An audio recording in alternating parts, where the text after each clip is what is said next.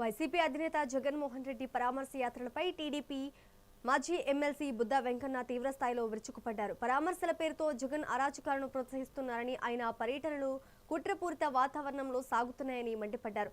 గతంలో చంద్రబాబు నాయుడు నివాసంపై దాడులు చేసిన వారికి, భువనేశ్వరి గారి గురించి అనుచితంగా మాట్లాడిన వారికే జగన్ పదవులు ఇచ్చారని ధ్వజమెత్తారు.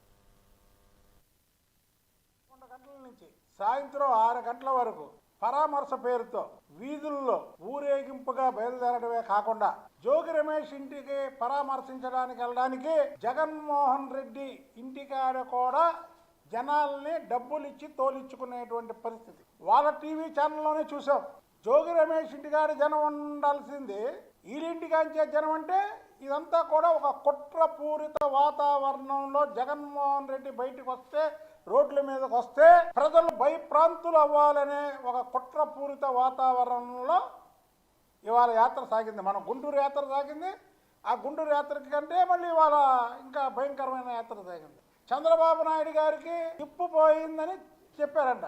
జిప్పు పోయింది నీకు జగన్మోహన్ రెడ్డి, చిప్పు పోయింది నీకు. నీ మాటలు చూస్తుంటే తెలుస్తుంది ఇవాళ ఎవరికి చిప్పు పోయింది అనేది. ప్రజలు గమనిస్తున్నారు. ముఖ్యమంత్రిగా ఒక్క ఛాన్స్ అని ప్రజావేదిక కూల్చడం దగ్గర నుంచే నీ చిప్పిపోయింది.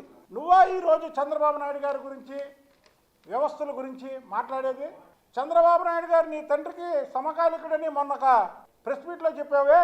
ఆ చంద్రబాబు నాయుడు గారి ఇంటి మీద దాడి చేసినటువంటి జోగి రమేష్కి మంత్రి పదవి ఇచ్చింది నువ్వు కాదా? అంటే చంద్రబాబు నాయుడు గారి ఇంటి మీద దాడి చేసినందుకు, దాడి నువ్వు చెబితే చేసినందుకు అతనికి నజరానా ఏంటి? మంత్రి పదవి. వల్లభనేని వంశీ చంద్రబాబు నాయుడు గారు సతీమణిని దూషణాడితే అతనికి ఒక గిఫ్ట్. కొడాలని చంద్రబాబు నాయుడు గారిని నానా దుర్భాషలు ఆడితే అతనికి మంత్రి పదవి. నువ్వు ఇవాళ వ్యవస్థల గురించి, వ్యవస్థల్లో ఉన్నటువంటి వ్యక్తుల గురించి, పార్టీల గురించి మాట్లాడే అర్హత నీకుందా? నీకెక్కడ ఉందని అడుగుతున్నాం మేము.